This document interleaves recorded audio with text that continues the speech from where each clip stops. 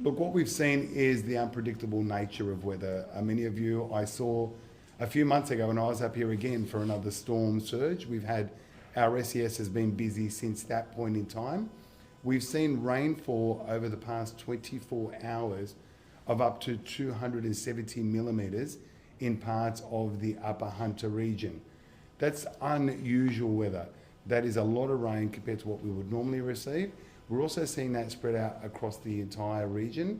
What we know is that there's already grounds that are saturated. Our dams are pretty full and the rivers are pretty full. So of course with that, the expectation is that there will be some minor flooding. At the outset, I want to thank our incredible volunteers at the SES, the 1,600 people who are on the ground at the moment. And they're joined by all of the other emergency services as well, who are doing their best to make sure that they protect our community and that they serve our community. Over the past 24 hours, there have been 24 flood rescues.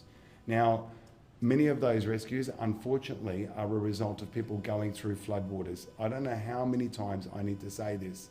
Please do not drive through floodwaters.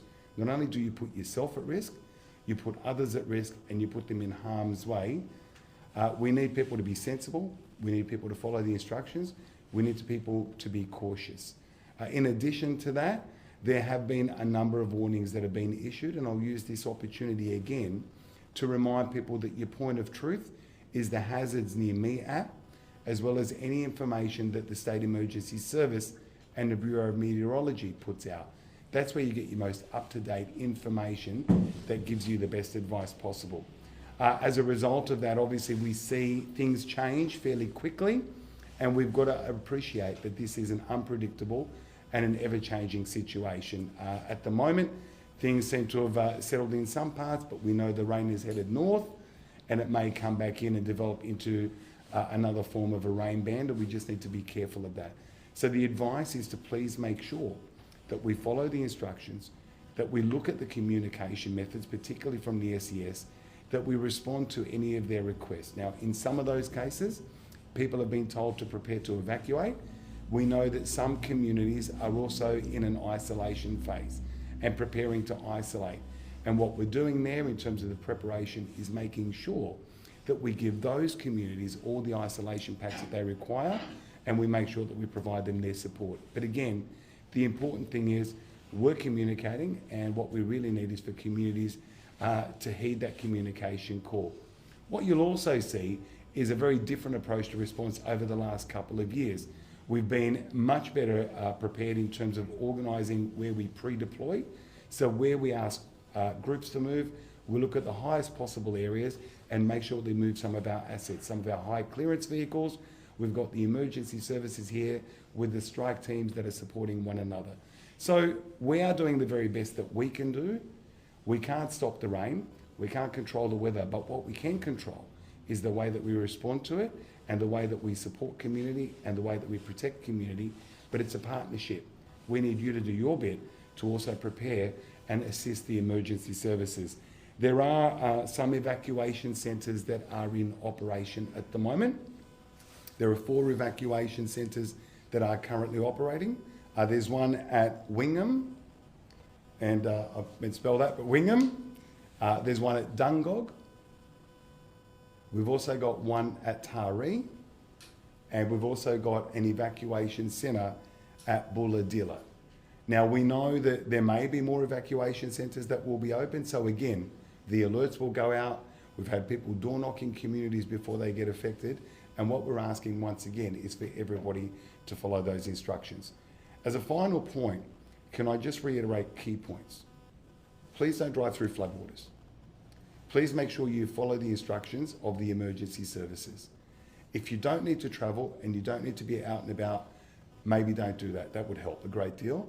But also, most importantly, look at that main source of information, which is the SES, the Bureau of Meteorology, and most importantly, the Hazards Near Me app. We will continue to stand shoulder to shoulder with everybody in the community. This is a partnership for all of us. We need everyone to play their part. Now I'm just going to hand over to Minister Catley, who will talk about the impact, particularly locally, on some of the utilities and some of those public services that are being affected by this weather pattern. Minister Catley. Thank you very much, Jihad. And I think I'll start with where Jihad finished, just to reiterate again, which is here in the Hunter we are experiencing a severe weather pattern, and it is so important that people take it seriously. If you don't have to go outside, then please don't go outside.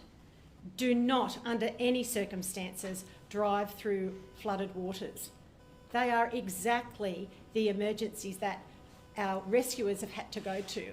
And as has been said by Minister Dibb, you're not only endangering yourself, you're endangering our front-line emergency service workers.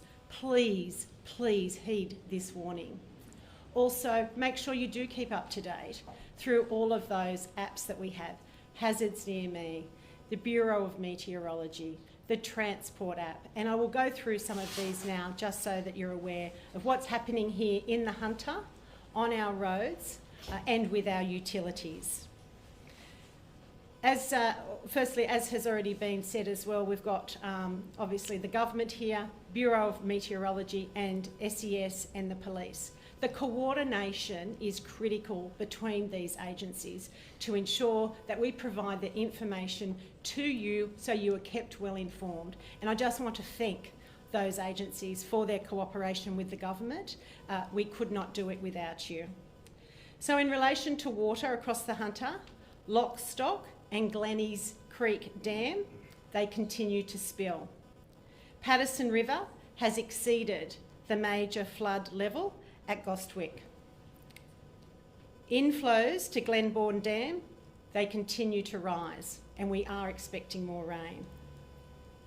Chichester Dam peaked last night, just 30 millimetres shy of a red alert. Good news is, though, we are now slowly trending downwards. Electricity. This morning we had around 400 people in Newcastle without power. On the mid-north coast, that's 4,000. Essential Energy and Ausgrid are working hard to restore those connections. We thank them and their staff and hard-working people of Ausgrid and Essential Energy for the work that they do. Our roads. There are a large number of local roads that are closed right across the Hunter region. Again, please be careful if you have to be on the roads. Take extreme care. A couple that need mention, the Dunmore Bridge in both directions at Woodville, it's closed. A large number, as I say, of local councils right across the region. There isn't a council across the region that isn't affected. Now, we know that floodwaters are extremely dangerous, especially for drivers, so do not, under any circumstances, cross flooded waters. I know I sound like a broken record, but it keeps happening over and over again, and I can't express enough how dangerous it is. The Live Traffic New South Wales website is where you will find all of that local information, so please use that website to ensure, if you do have to be on the roads, that the roads you are using are not closed. Transport. Our train network is really suffering across the Central Coast and the Newcastle line. Buses are replacing trains between Newcastle Interchange and Fassifern in both directions. That's due to damaging overhead wiring problems in Hamilton as a result of the storm and severe flooding at Cockle Creek. The Hunter line is closed between Newcastle Interchange and Scone and Dungog. That is due to flooding. Keep an eye on that. We will let you know when that is reopened. Coaches have replaced many of the New South Wales Trainlink services on the North Coast. However, due to severe flooding, we have also had to cancel the coach service between Taree to Broadmeadow. Again, we will keep you posted on those services and when they are restored. Please, everybody, look after yourselves, look after each other, check on your neighbours, but most of all, stay safe.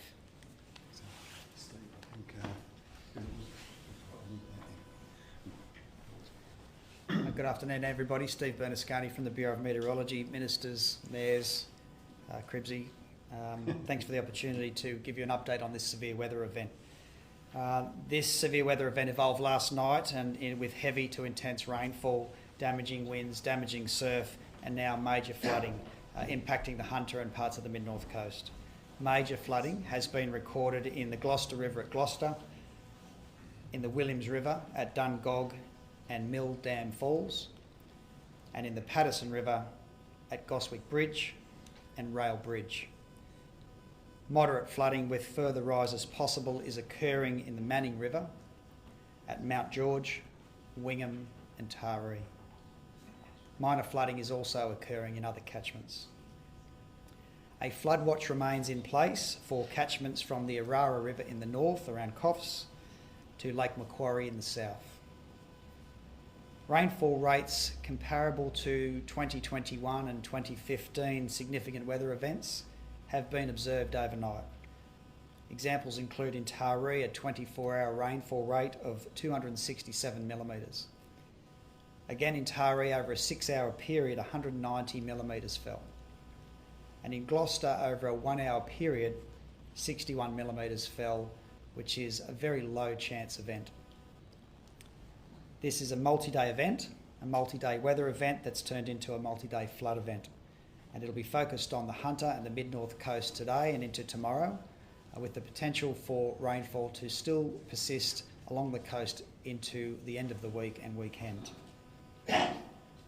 I'll touch base now on just what's causing this, and then I'll focus a bit more on the flood warnings and the movement of those in those particular areas. Focus mainly on the major flooding and the moderate flooding that has the potential to rise. All other flooding in the severe weather event can be found on the Bureau's webpage and on the BOM weather app, and that'll be updated as the event unfolds. I've been asked to explain what's causing this. A coastal trough that's been positioned on the coast now for a couple of days persists, and it's positioned around about the central mid-north coast area, and it's expected to track slowly northwards today.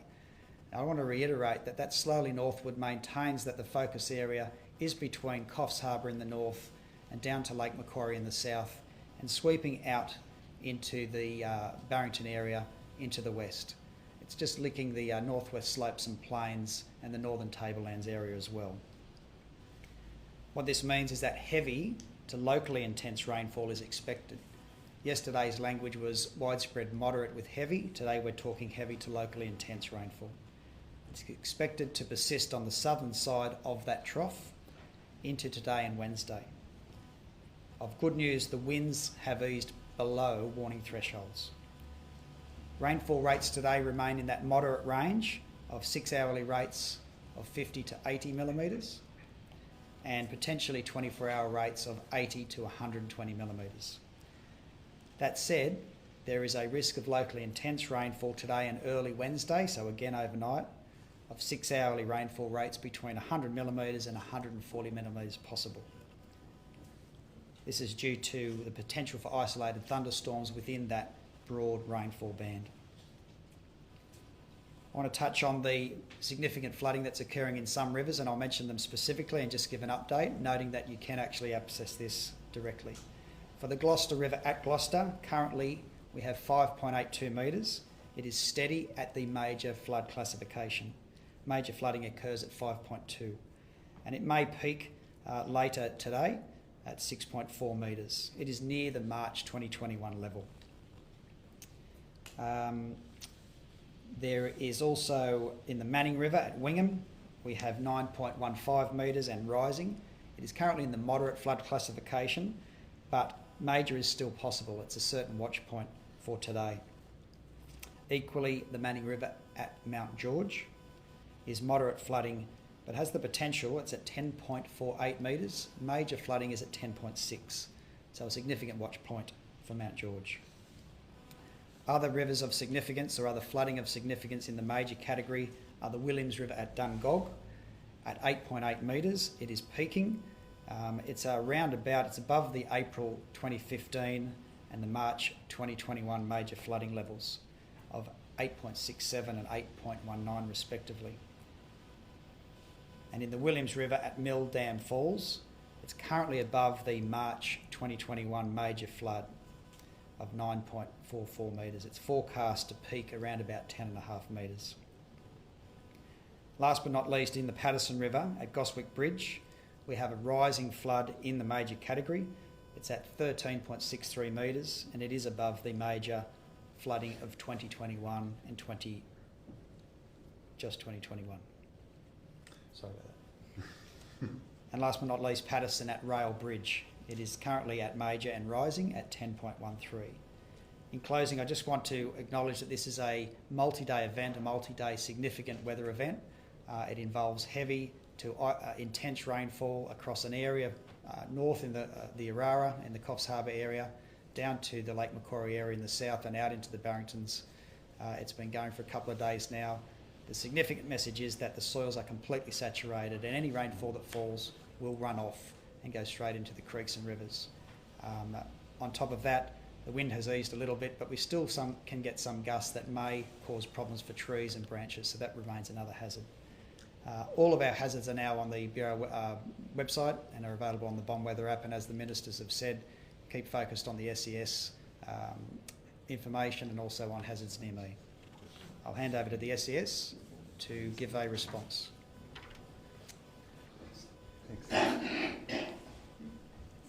Thank you.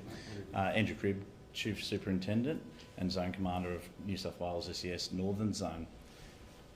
The New South Wales SES message is pretty clear. We're just desperately seeking the public follow the advice that they do not drive through floodwaters. Unfortunately, as the Minister has acknowledged, we've done too many flood rescues for something that could have been avoidable by a simple choice by those individuals. Beyond that, the SES has absolutely seen unprecedented rainfalls in several areas in short amount of time. That has led to what we did describe before the event as flash flooding, and we will continue to see that flash flooding even though the predicted rainfall rates are a little lower than what we have experienced. The short, intense bursts of rain that we expect will create further flash flooding and risk to the residents of the areas affected.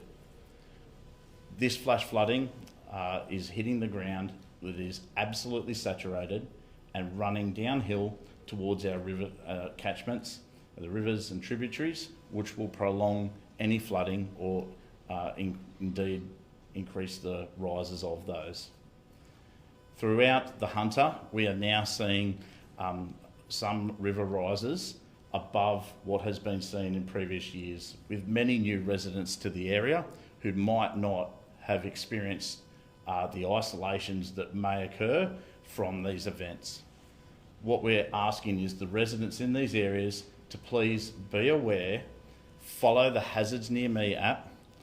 If you're planning a trip, if you have to, look at the Live Traffic app or website to plan your trip and make sure you are staying out of those floodwaters. On the Hazards Near Me app, when you are given a warning, it allows you to understand what your risk is, what the alert level. It will give you the situation, what you are going to experience, and give you some key actions that you should take. We are absolutely pleading with the public to follow these actions. If it is to prepare your house so you've got enough food, water, medication, if you decide to stay. If you decide to leave, what you can do to stay with friends or family and notify your neighbours so we know that you're not there. For those communities, we are desperately working with the local agencies and the local SES units to try and door knock as many of those communities as possible. That is absolutely occurring where evacuations are taking place.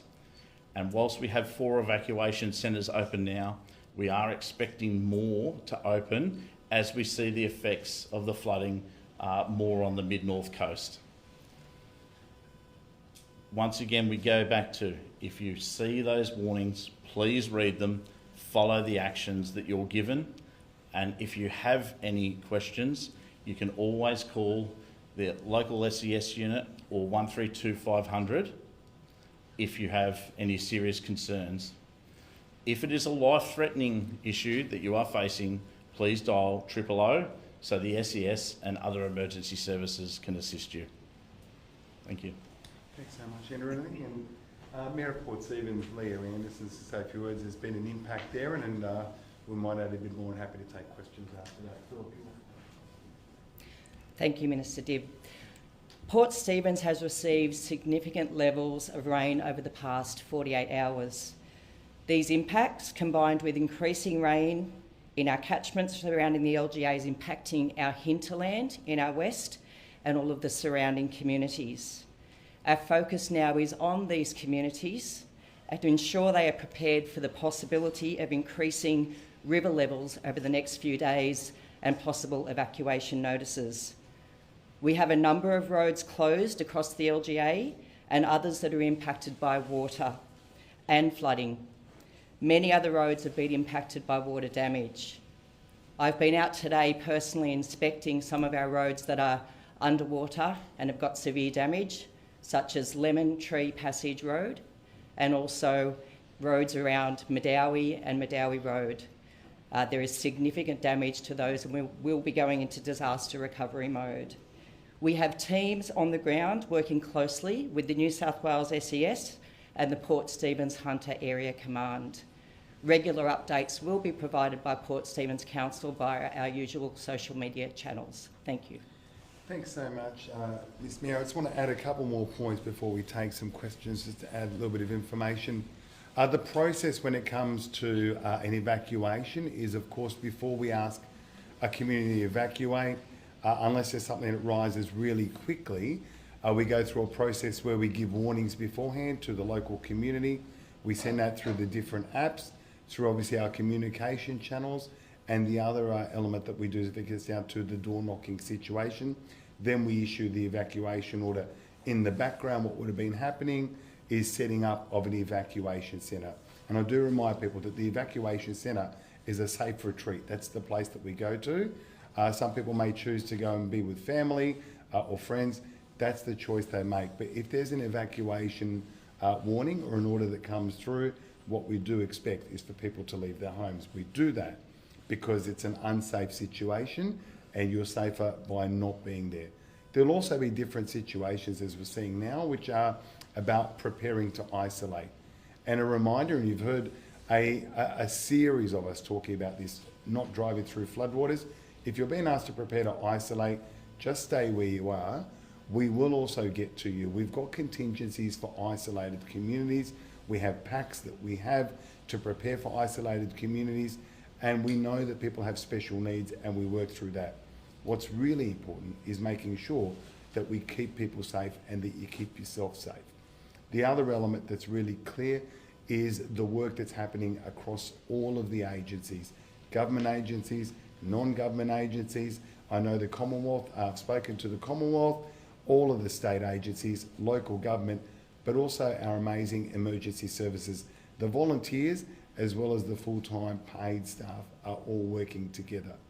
The next step would be an assessment of the damage. Now, we can't have people out there assessing while we're still in a response phase or while it's still dangerous. And then, of course, from that goes to discussions about what other sorts of supports that there will be in place. We've been here before. We've been through the process before.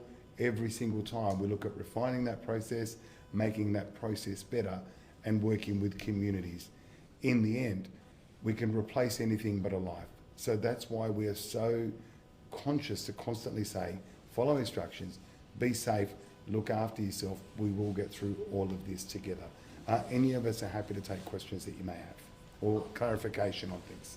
Obviously, the situation, we're still in the middle of this situation, but are you looking at disaster declarations at this stage? Yeah, look, as I said, we're still in that response phase. I know that, I'm just talking to one of the mayors who's already started being able to identify different areas. We as a government have proven ourselves to be very quick in terms of responding to natural disasters. But just to make it clear, the way that a natural disaster declaration occurs is there's obviously the incident, then there has to be an assessment of that. We can do that when it's safe to do that. We make sure we need to meet a threshold. The local council works with the Reconstruction Authority, who then work with the federal agency, which is the NEMA. But of course, I anticipate that if we meet those thresholds, those situations will come through and the support will be there, as we had, I think, when it was the last time we had a major storm in this area. But the focus right now, and I'm sure that people would appreciate, has to be on the response to this incident, which is a multi-day incident, making sure that we are as best prepared to respond to that and making sure that it's a safe situation. Is anything currently happening by the government to help residents down at Wombrel at North entrance? They've described themselves as sitting ducks with the coastal erosion. Is the government doing anything to help these residents and reassure them that something's going to happen to fix that coastal erosion that's encroaching their homes? Now, we've been, the issue of the coastal erosion around the Wombrel and that area has been, something that's been discussed for a fair bit. I know that the local government there is working with the local MP and the minister, and I understand that there's some work that's being undertaken. We're keeping a close eye on what is occurring down there. We're also deploying our resources where they need to be. We've got a situation at the moment where, by and large, up and down the coast, we're making sure that we're addressing the issues, but certainly the issue around the coastal erosion, we've been keeping a close eye on. Residents want to, I guess, carry out some work themselves to make it happen quicker. Is that something that could happen? Oh, look, this isn't probably the time to be discussing this. My focus and our focus really needs to be right now at the issue at hand, which is about the unfolding weather pattern that we've got and the response to that. I know there are discussions that are taking place at the moment between the local government and the state government about what the solution is around that issue of the coastal erosion. Mr. Cribb?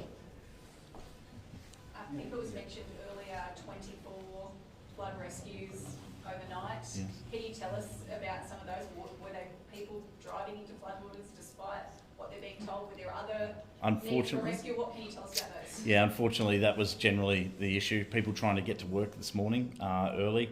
Obviously, now that daylight savings is finished and the days are getting shorter, people are travelling to work in the dark. So they're not having a look at the warnings before they leave home, and they're coming across in some of these rural roads, water across the road, and taking the risk and driving through them. Do you have an idea of how many people have been evacuated so far? At this present moment, I can't give you the exact numbers. What we do know is there was 20 places in Dungog and 4 in Patterson last night that were door knocked, and the majority of those did decide to leave their home for the evacuation centre. What we have in Wingham at the moment is the prepare to isolate. That is absolutely looking and just pushed out with the prepared or evacuation, and that is occurring as we speak. There has been several people from the Bulahdelah region. They have moved, usually from the low-lying campgrounds, and the same for Gloucester, which is why it's difficult for us to give exact numbers because they've moved in their camper vans, etc.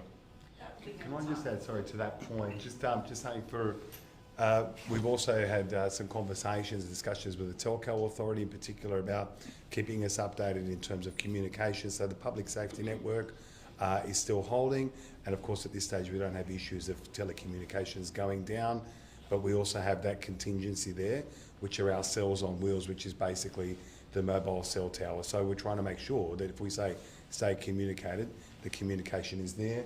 And as Mr. Cribb has just described, we're getting to people quickly and early to get them out of harm's way. Sorry, I think you had another question, Mr. Cribb. Is that Wingham-Taree area the biggest concern at this point? At this present moment, yes. So based on those rainfall figures of 270 mils, I think 150 odd of those were in 6 hours. That's huge. So we had a huge amount of flash flood, the roads and access to Old Bar between Taree, etc. They were cut. We have had places further north on the coast, Crescent Head, etc. But Taree, Old Bar, that area, and Wingham. Wingham is now completely isolated. Obviously, there's a lot of rain over Barrington Top in the last 24 hours. I think it was over 200 mil. Are you concerned about what is going to happen over the next few days as that water flows down to other parts of that? Yeah, absolutely. So as Mr. Bernasconi from the BOM provided, around Mount George is close to peak at the moment, and that is absolutely moving down the river systems, and the manning seems to be the major focal point for that at this point in time. We will absolutely see the river rise around Wingham. So that, therefore, while we've gone from a prepare to isolate to evacuate for those low-lying residences, we will see around Taree some impacts, as well as downstream of Taree as it makes its way through to the coast out near Harrington. I guess is there that message, although we've been told that by the bond that this rain's going to continue for a few days, but for some areas they might see that the rain is easing. People shouldn't be complacent that over the coming days water could start rising in areas that, even though the rain may be. Absolutely, yes. We are expecting a lot of that to be coastal based and up to the ranges. So the key message is any shower will cause flash flooding generally now. So if we get 10 or 20 millimetres of rain, that will cause flash flooding in a lot of places. So those road closures may pop up any time over the next week, just based on how wet the catchment is. And that's going to cause problems for road users, and why they need to keep an eye on the Hazards Near Me app and the live traffic app. Can I just make one final point? Sorry, and I'm not sure if there are any other questions, but just a concluding point. Is that okay? Thank you so much, Superintendent. Again, just a reiteration of the work that's happening together, and I think that's a really important step, that interoperability, but the ability to get messaging out very clearly, consistently and supportive of the community. That's been the real focus there. Can I just take an opportunity as a very proud minister to really give a shout out to the SES. They're working with all the other agencies at the moment. This year is the 70th anniversary of the SES, and it started right here in Maitland. Tomorrow is Wear Orange Wednesday, and we had all these plans tomorrow to be able to celebrate the SES. But we've got at the moment over 1,600 SES people from here and from other parts of the state supporting the community. They're tired. They've been on basically this season for well over 5 months, and it hasn't stopped with event after event. And as a minister, I just want to say how incredibly proud I am of the volunteers who think of things that are bigger than themselves, think about the community, understand they are giving up their time to support all of us. There's over 12,000 of them right across the state. And if I could take this opportunity, if you're at home watching or wherever you see this, maybe tomorrow is a little bit of a gratitude for them. Wear something orange because they're doing extraordinary work, and they just need to know that we support them and we appreciate them and we appreciate the work that they're doing.